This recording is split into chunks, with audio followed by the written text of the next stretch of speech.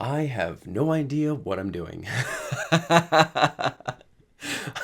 I am just kind of winging it. So, how's it going, everybody? As you can see, things are a little bit different. I got a green screen back here. I figured while I tell these road trip stories, I'm gonna throw some footage from the trip up behind me to give it some consistency and some context to some of the stories that I'm about to tell you. Now, before I get into the road trip specifically, I have to do the cliche old start where I tell you how I got the van in the first place and why this whole thing happened. Now, I know some of you know, but for those of you who are new to the channel, or those of you who haven't kept up, this is where we begin. So 4 years ago, I lived in Vietnam for about 6 months. And when I got back, I stayed in the same area for about 2 years, not really doing anything and not sure what it was that I wanted to do next. So one day, a buddy of mine named Trevin walks up to me and says, "Hey, I'm going to go on a road trip. I bought myself this little Geo Metro, which if you know anything about Geo Metros, they're basically this rinky-dink little Hot Wheel that you can actually fit inside and drive around." And he was going to take that on a road trip. He was like, "I wanted to extend the offer just in case you wanted to go." And I was like, "Hell yeah, I want to go. I absolutely want to go. The only thing is, I have a Charger right now, and I don't want to bring that on the road with me. I'd actually like to have a van." Now, he was stoked about that idea, and I said, is it okay if you wait for a little bit? Let me sell my Charger, buy a van, and we'll go. And he's like, "Yeah, that's totally fine." So I'm telling everybody I work with that I want to get a van and go on a road trip, and one of my coworkers says, "Barry, what you need is a Vanagon." And I was like, "A Vanagon? What the hell is that?" He's like, the VW hippie bus. Dude, those things are on the road all the time. That's what you need to get." And I was like, "Yeah, okay, well, let me look them up." I look it up and I'm like, "Oh, $30,000. Yeah, that sounds like a good idea. I mean, don't get me wrong, I'd have one, sure, but like, Jesus Christ, I'm not gonna spend 30 grand on a luxury bus here, dude." So either way, I'm sitting there looking around the valley, I'm scouring the internet trying to find a bus that suits me. I wanted good fuel economy, I wanted something reliable, and storage didn't matter so much. I mean, it was going to be a lot larger than a car, so I was going to be completely fine. But those two things were the most primary importance for what I was looking for. There were a couple vehicles that I did test drive. There was a 1970s blue VW van that was beautiful. I would have bought it. The only thing was, as I test drove it, it broke down. So yeah, that was kind of a thing. So after scouring for a few months, I end up finding this one on Craigslist that I really liked. It was a 1994 Toyota passenger van, something like that. And so I called the guy and asked him if I could come and see it. He goes, "Yeah, well, you're going to have to wait in about an hour. It's beer o'clock right now. But if you come in about an hour, also you're the first in line, so you're totally gonna be the only one who gets to come see it." And I was like, "Rock on, that's perfect." I go get my dad and we head off. We get to this guy's house and I wasn't the first in line, it seems, because there was a couple there. There were two people who were already looking at the bus, and I was like, "What is that, like his family or something? I thought he said I was first in line." So I walk up to the guy and he's like, "Hey, sorry, I accidentally called these guys and told them to come at the same time you were coming. I didn't mean to do that. But go ahead and check the bus out." Now, he said he didn't mean to do that, but you're going to find out real quick why that doesn't make any sense. So I'm looking over the van and I realize it's perfect. It's everything I want. I can't stress, like, this thing was gorgeous and he had just refinished it. So the whole thing was brand new. It was going to be reliable as hell. And it was only $4,000. So I walk up to him and I was like, "Look, I don't know about those other guys, but I'm interested. I want this van." And he goes, "Well, that's the unfortunate thing. They just made the offer. They just said they would put 4,000 down. And I feel bad, because I told you that you could come and check it out first. So let me do you this. You could outbid them." I was like, "Yeah, okay. I see exactly why we're here at the same time." Now, no, I didn't say this to him. I didn't say it. It just clicked in my head. Duh, we're here at the same time because you wanted to have a bidding war with us. And I don't play into that garbage. So I looked at him and said, "Yeah. Or you could decide that you like me more and you just want to sell it to me." Oh man, it cracked him up, but he was like, "Sorry, I can't do that." And I was like, "Well, I'm not going to play into that game. They want it, they're going to have it. So thank you." On the way back from that, I remembered seeing this 1982 Volkswagen Vanagon up on Craigslist. It was going for $8,000, and I was like, "You know what? We're in town. Let me call the guy. Let's just see if we can go check it out. Maybe it'll work out." We go to his house, and there it is. She's perfect. She's beautiful. She looks exactly like the serial killer van I've always wanted. I just loved her, like everything about her. She screamed yes. And the guy had been working on her for years. He told me that she sat for 10 years. He did a Subi swap, so there's an EJ22 engine in there, so she's powerful, she's reliable. Like everything was just like, yes, this is the van. I go to my dad and I'm like, the only thing is I wanted to pay $3 to $5 grand for a van. I don't know if I want to spend $8,000 on this thing. And my dad goes, well, what if I absorb $3 grand of the cost? I'll buy $3 grand of it. You buy $5 grand of it. And I was like, what? Wait, you do that, Dad? He goes, yeah, I get to make my son's dream come true. Of course I'd do that for you. I was like, oh, man. All right, you talked me into it. I'll let you give me money. So we get it, cash in hand. We give it to the guy, and I finally get my van. The fourth time I started it up, a plume of smoke pours out of the engine, and I sit there and realize I've made a huge mistake. That little check mark on reliability wasn't there, and I was discouraged. Not only did I have to sell my car, but now I may have had to sell this van, and this van had been up on Craigslist for 2 years. The guy had told me nobody had ever come and look at it. Eventually, I made a video talking about how I may have made an impulse purchase and I wasn't going to be able to fix up my new Subaru VW, and that I may have to try to sell her and find something else before the road trip, when God sends me an angel. So this guy named Adam contacts me over email and he says, hey Barry, I've been watching your content ever since the Walmart stories, which from the date of this video is like 6 years ago. He goes, yeah, I've been a fan a long time and I live in the valley. I live where you live. And I also am proficient with Subaru engines. So if you need any help, come on over to my house. I'll help you out. I thought it was a scam. I was like, there's no way. But I went over to his house. And from that day to a year and a half later, we worked on this van together. I made videos talking about everything we'd done. And she was ready to go. And the stories that you're about to hear wouldn't have happened if I had never met Adam. So I want to say a huge thank you to him. Without further ado, let's get into the road trip. Now, before I get into the stories, there is something that you need to know. My buddy did have his little Hot Wheel Geo Metro that he was going to bring on the trip, but right before the trip had started, his engine blew up, and so he decided to just tag along with me. Now, we had another friend of ours named Natasha who was going to show up for the first 2 weeks of the trip, and then after that she would go back home. So we pack up all our things, and we get ready to take off. I love you, Mom! I love you! Oh, God! Now, we drove towards California. Our idea was to hit California, go all the way to the south, and then beeline over to Florida, and then hit the Keys, and then come all the way back. So we drove all day that first day, just getting down into California, and we stopped at this place called Red Bluff. And we decided it was time to fill up the gas and then head to a Planet Fitness and take showers. The very first thing that could possibly happen, you know what, I'm not going to spoil it. Check this out. All right, guys, so first fill up on the road. We're here in California where gas is like $1.5 million per gallon. And look at all that gas that is on the concrete. That's money gone. So that hose back there, that is terrible. That's where a lot of the leakage was coming from, at least all this on the ground here. But then we got up underneath it and it's leaking from the tank itself. So it's all wet right here too. It's all wet on this side, it's all wet down there. What had happened was there was a point where Adam and I took my gas tank off and we noticed the seals could have been redressed, but we figured we'd touch those up later. We put the gas tank back up under the van, and we figured it would be good. Now, the thing is, in Oregon, you don't pump your own gas. People pump it for you. So I never actually realized there was a problem until I went and pumped my own gas. When I filled the tank, the seal on the top overflowed. And so it pours out of the top of the tank and then just drains onto the ground. Not only that, but there are two reservoirs on the side.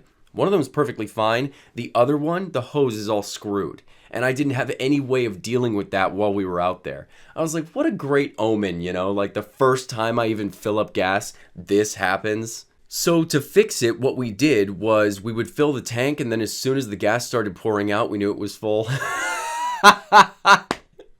So we head on down and we finally make it to our first campsite, which, by the way, if you're ever going to do a road trip like this, freecampsites.net, great site to use, and then also Campendium, another great site to use. They show you a bunch of free different campsites where you can just, like, people have reviewed them, and it's just awesome. We find our campsite. It's basically just this little dirt patch, and we all go to bed. The next morning, I wake up and I walk outside my van, and Natasha is asleep, passed out in the dirt, just laying there. And I'm like, what the hell happened? It turned out she woke up in the middle of the night and then just started chugging some whiskey and then crashed and just laid there. So, I mean, it was cold. I don't know how she dealt with that, but okay, rock on. So that day we wake up and we just keep going south. We weren't really going to actually stop through California. We were just going to try to get all the way down to the south as soon as we possibly could. So the first few days of this were just driving. Like, the events that actually happened were at night when we stopped off. It's about 8 o'clock and we're driving across this bridge. And the only reason we knew it was a bridge was because our headlights. It was pitch black everywhere you looked. Out this way, completely black, stars above our heads. And it felt like we were on like this cosmic bridge. It was beautiful. We didn't know what was on one side or the other. So I knew we had to come back the next day and take a look. Either way, we go into the woods, find this little spot behind some trees, and we huddle up there and we start a fire. We make some chili, make some hot dogs, and we enjoy our night. As we're looking around for firewood, we see this sign laying flat on the ground that says no camping. So technically, we were definitely not supposed to be there. We wake up the next day and it's time to move on out. We pack all our stuff up and we head across this bridge. Now, we thought that maybe this bridge would have like a lake on both sides. It would be like this gorgeous, you know, and don't get me wrong, it was gorgeous. On the right side, there was this little facility, and then on the left side, there was this little lake. And it was gorgeous, so I am totally glad we went and saw it. The next day, same deal, drove all day until about 8 o'clock when we stopped off, and we found this little dirt trail that led up to this little campsite. We start a fire, we get our food ready, and we started to get a little drunk this night. We got so drunk that I actually got a little paranoid, which doesn't tend to happen to me, but I was hearing gunshots off in the distance, and I had brought a 9mm pistol with me, so I went and started loading it. My friends were like, "What, are you scared?" And I'm like, "I'm not scared, I'm prepared, okay? I don't know what the hell's out there. I don't know who the hell's out there. And if they come near us, we got a fire illuminating us here. I'm gonna be prepared. You guys get shot and die." We got so drunk that night that Trevin and I actually started arguing about crap that doesn't matter. It was so funny. I actually really enjoyed the conversation. He was pretending to be the CEO of Jolly Rancher, and I was pretending to be someone who was trying to cut down on the plastic that Jolly Rancher uses. I was saying, you've got a plastic bag and then you open up every individual wrapper to get to the candy. Why not instead wrap every individual candy with rice paper? You can dye it, you can flavor it, you can eat it, and you can throw it on the ground and it'll dissolve. Now, I thought I was coming from a really good place, but he, being the CEO, was like, "That's not gonna make me money." It was honestly a really good time, and we got really into it. Like, it felt like I was legitimately screaming at a CEO. Either way, the next morning we wake up and everything is great, but I keep hearing these gunshots, and I'm looking around trying to figure out what the hell, where are these gunshots coming from, and I see there's a shooting range down the way. I was like, oh, that's what's going on, okay. At that point in time, I realized I didn't bring binoculars. I was like, I need to go into town today and go pick up some binoculars. There's going to be a lot of stuff to see, and I need the ability to do so. So I wake everybody up, and I'm like, "Hey guys, we got to go into town today." And Natasha says, before we do, there's something, I remember I have a gift for you and Trevin. I got it a couple weeks ago, and I didn't remember until just now. She runs over to her car, comes back with 2 brand new pairs of binoculars. And I'm sitting there like, what? What a coincidence. That's exactly what I wanted to go into town for. I did end up going into town. We were near Carson City, so I wanted to go get a haircut. The further down south we went, I knew it was going to get hotter, and I mostly grew out my hair because I half wanted to see what it would look like, and half because I got a hippie bus. Of course you have to grow your hair when you buy a Vanagon. Come on. It was actually kind of funny because when I met back up with my friends, they were like, oh my God, I had been growing out my hair for 2 years. So they were like, dude, I feel like I just went shot into the past or something. This is crazy. I didn't expect it to affect me that much. I thought that was kind of cool. So that night we start heading down the road and we're like, where do we sleep? And we find on the map there's a hot spring.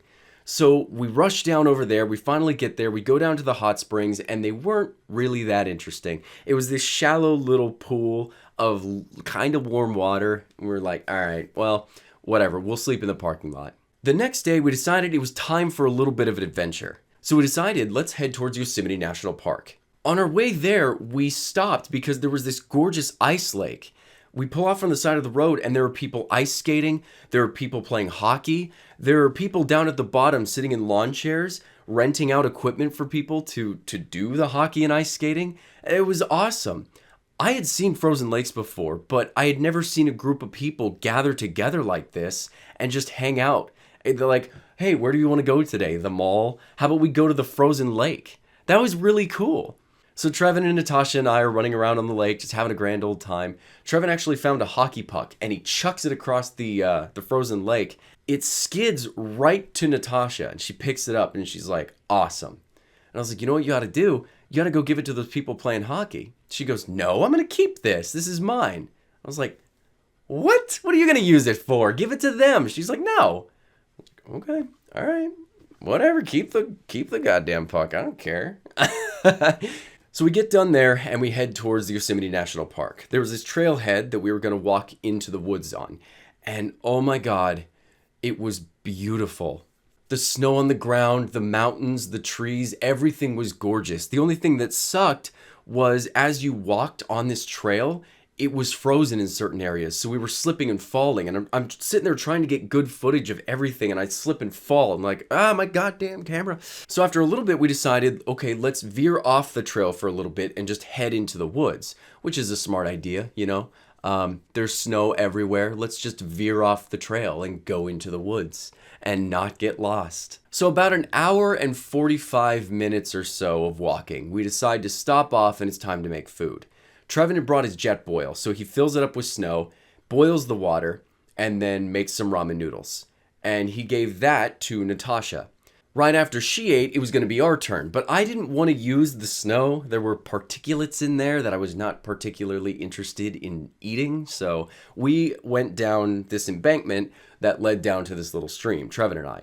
It was about maybe 40 yards from this embankment, and on the way, it had already gotten dark. I think it was around maybe 6 o'clock at that time, so it was completely pitch black out.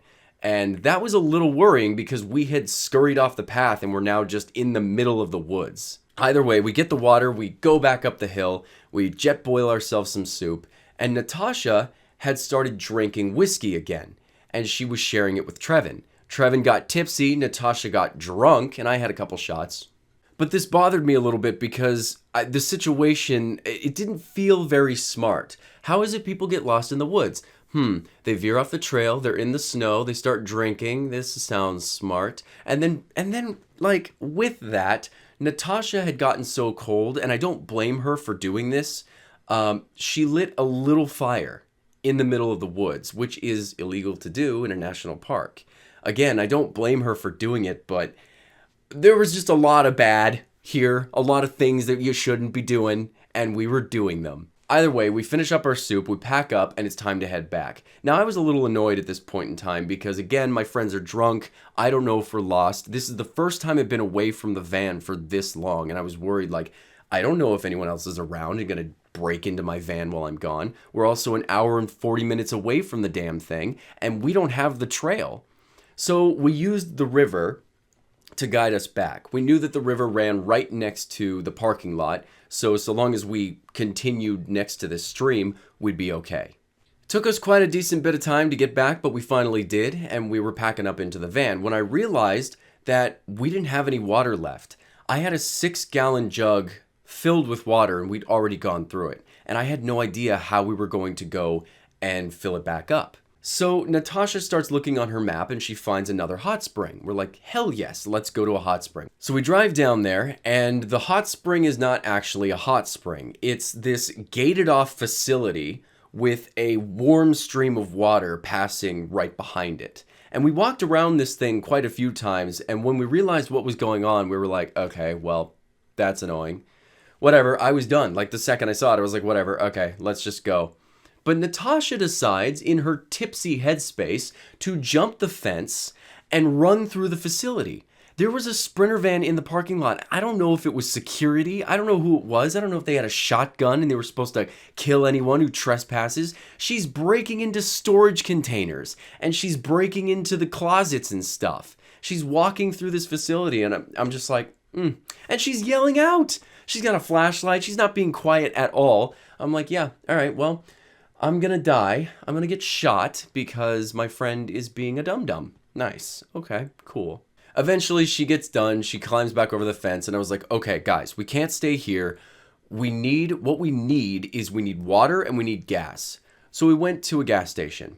I think it was this place called Yohubi Nobi or something like that. We fill up our tank, and I'm sitting there like, okay, now where are we going to go to get water? It's like 9 o'clock at night. Everything's closed. There was a station next to the gas station, this little corner store that also, it was closed. Like, do we go find a river or something and filter the water? Trevin sprints over towards the building and starts running around this store. And then he runs back and he says, Barry, there's a spigot on the back of that store. I was like, a spigot? He goes, yeah. So we could get some water from that. And I was like, steal water? He's like, yeah. I was like, yeah. I throw on my hood, I throw on my mask, I grab my jug, and we run over there real quick. There are security cameras everywhere. We didn't care. We open up the jug, we turn the spigot on with needle nose pliers, and we fill up our jug. We turn the spigot back off once the jug is full, and I'm running back with the jug like I just robbed a bank. Throw it in the van, close it up, and we took off, and we found ourselves another campsite. This is going to do it for the first set of stories. Now, I want to say this real quick. In my opinion, these first set of stories are just me setting up the adventure. There are things that happen throughout this trip that blew me away. I was like, how does that even happen? And I cannot wait to share those with you guys, but I gotta tell it in order. So please just follow it through. I hope you guys really enjoyed this. And if you did, you're really gonna like the next ones. Thank you guys so much, and I'll see you next time.